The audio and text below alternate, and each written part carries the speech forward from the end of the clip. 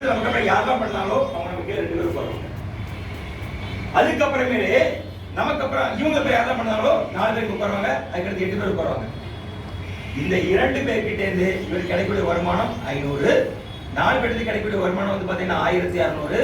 8 பேருக்கு கிடைக்கக்கூடிய வருமானம் 8000. இதுல $100 எடுத்துக்கலாம், இங்க 600 எடுத்துக்கலாம், இங்க 4300 எடுத்துக்கலாம், சரி 3700 எடுத்துக்கலாம். மொத்தத்துல பாத்தீங்கன்னா $4500 நீங்க வித்ட்ரா பண்ணிக்கலாம். கொடுக்கிறது $400. இந்த கொடுத்தது போக பாக்கி ரூபாய்க்குள்ள அடுத்தடுத்த அப்கிரேட் போகும். இந்த அப்கிரேட் வழியாக நீங்க ஒரு $44000 earn பண்ண முடியும். டெப்த்ல போகும். சரிங்களா? இந்த வருமானத்துக்குள்ளாடி வரணுங்கிறது எங்கேயுமே கட்டாயம் கிடையாது. $10 வந்து நீங்க $10 இருக்கா இருக்கலாம். நீ ஒருவேளை ஜம்ப் பண்ணி வந்தீங்கன்னா நமக்கு இந்த மிகப்பெரிய வருமானம் கிடைக்க வாய்ப்பு இருக்கு.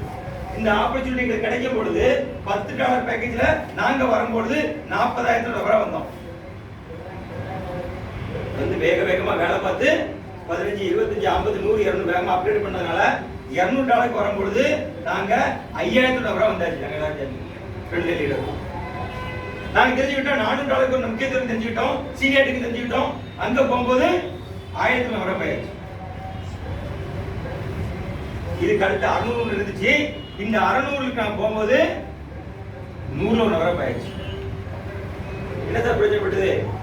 இதுக்கெல்லாம் எங்களுக்கு ஆட்டோ பில் வரல. இதுக்கு எங்களுக்கு ஆட்டோ பில் ஸ்டார்ட் ஆக ஆரம்பிச்சிருக்கு. இதுக்கும் ஆட்டோ பில் வந்தாச்சு, இதுக்கும் ஆட்டோ பில் வந்தாச்சு. முதல் தவணை வந்தாச்சு. முதல் தவணை வந்தாச்சு. இங்க $400 கொடுத்ததுக்கு எங்களுக்கு 500 வந்தாச்சு.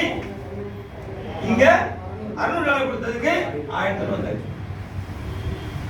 எங்க கூட வந்து அடிக்க வேடிக்கை பார்த்தவங்க இருக்காங்க, அவங்களுக்கு ஒண்ணு வரல. அப்ப இது ஸ்டார்டிங் தான். இன்னும் போக வருமானம் இருக்கு, அது சீனியாரிட்டி வந்துருக்குன்னு சொல்லுது.